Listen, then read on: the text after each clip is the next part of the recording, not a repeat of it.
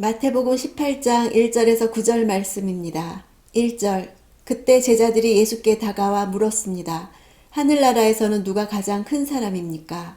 이 질문은 제자들이 길에서 누가 크냐에 대한 열띤 토론을 한 후 있었던 것이죠. 제자들이 자리다툼과 세속적 권력에 대한 관심을 가지고 이런 질문을 하게 된 배경은 무엇이었을까요? 바로 앞에서 하나님의 아들들로서 누리는 특권에 대해서 듣게 된 제자들은 아마도 자신들이 하나님 나라에 속해 있음을 확신하고서 그 나라에서 자신들 중 누가 가장 큰 특권과 지위를 누릴 것인지에 관심이 간 것이죠. 제자들은 인간 사회에서 그처럼 중요하게 다루어지는 특권과 지위 문제를 하나님 나라에도 그대로 적용시키고 있는 것입니다. 예수께서는 제자들이 집착하는 인간 사회의 가치 기준과 관심의 방향을 완전히 반전시켜 놓으십니다. 유대 사회에서 어린아이는 아무런 중요성도 갖지 못한 존재로서 어른들에게 복종해야 할 뿐 그 어떤 높임의 대상도 되지 못했습니다. 지위에 관한 그들의 관심 자체를 바꾸도록 요구하셨죠. 높은 지위에 집착하는 어리석은 세상적 관심으로부터 벗어나서 낮아지는 데 관심의 초점을 맞추라는 것입니다.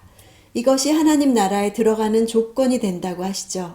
자신들이 하나님 나라에 이미 들어가 있는 것으로 전제하고 이제 남은 문제는 그 안에서 누가 더 큰 특권과 지위를 누릴 것인가에 관심을 모으고 있던 제자들에게 예수님은 그들이 그런 관심에 사로잡혀 있는 한 아예 하나님 나라 자체에 들어갈 수 없다고 선언하시는 것입니다.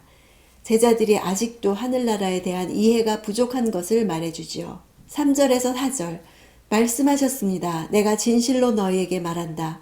너희가 변화되 어린아이들처럼 되지 않으면 결코 하늘나라에 들어갈 수 없을 것이다. 그러므로 누구든지 이 어린아이와 같이 자신을 낮추는 사람이 하늘나라에서 가장 큰 사람이다. 제자들이 하나님 나라를 마치 이 세상의 나라와 마찬가지로 권력과 지위의 원리로 이해해서 자리다툼한 것은 하나님 나라를 알지 못하는 영적 무지에서 비롯된 것입니다.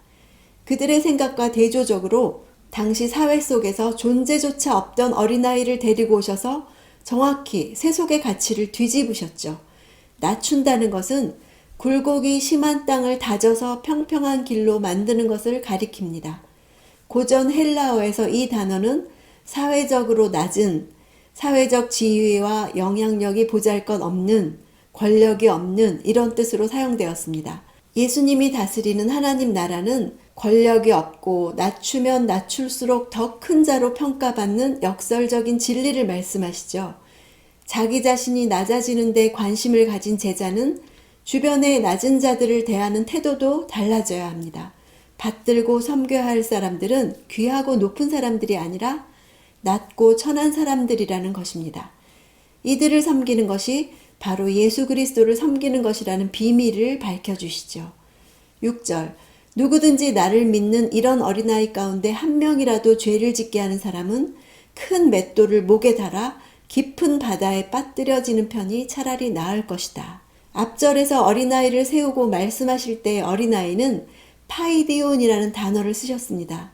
여기서는 미크론이라는 단어를 쓰셨는데 이 미크론이란 뜻은 소자, 작은 자, 리틀 원스로서 키나 연령, 세력이나 지위에 있어서 미약한 자, 하찮은 사람이라는 뜻입니다. 그들을 죄를 짓게 한다는 것은 그들의 믿음을 버리게 만든다는 뜻이죠. 큰 맷돌은 사람의 힘이 아닌 나귀의 힘에 의해서 돌리는 커다란 맷돌을 뜻합니다. 당시 실제로 형벌의 하나로 사람들의 목에 큰 맷돌을 매달아 물에 던져 익사시키는 일들이 있었습니다. 8절 내 손이나 내 발이 너를 죄짓게 하거든 잘라 내버려라. 두 손, 두 발 다 가지고 영원히 타는 불 속에 던져지느니 불구자나 장애인으로 생명에 들어가는 것이 낫다. 손과 발은 유혹의 도구나 수단에 불과한 것일 뿐 죄의 원인과 동기와 근원은 악한 생각, 즉 마음에서 생겨나는 것이죠. 따라서 잘라 내버리라는 경고의 말씀은 죄의 뿌리를 제거하라는 뜻입니다. 마음 한켠이 부패하면 내 존재 자체에 다 영향을 미치죠. 분노를 절제 못하는 입술이나 가서는 안 되는 곳을 가는 발이나 결코 만족을 모르는 눈에 대해서 또 말씀을 반역하는 행동에 대해서 죄에 대해 철저하고 무자비하게 다루라는 말씀입니다. 왜냐하면 이 지상에서의 삶보다 더 중요한 것이 있기 때문이죠. 생명을 얻기 위해서는 죄를 짓게 하는 근원에 대한 결단이 필요하다는 것입니다.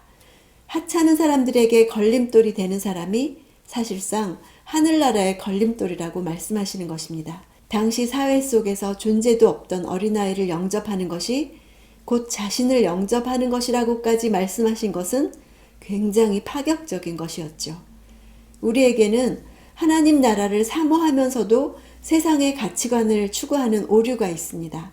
사회적 지위와 영향력이나 권력이 없으면 위축당하는 것도 바로 그런 가치관 때문이죠. 하나님 나라를 실제로 살아보고 살아갈 수 없는 나 자신을 발견할 때 예수님의 이런 말씀들이 마음에 들어올 것입니다.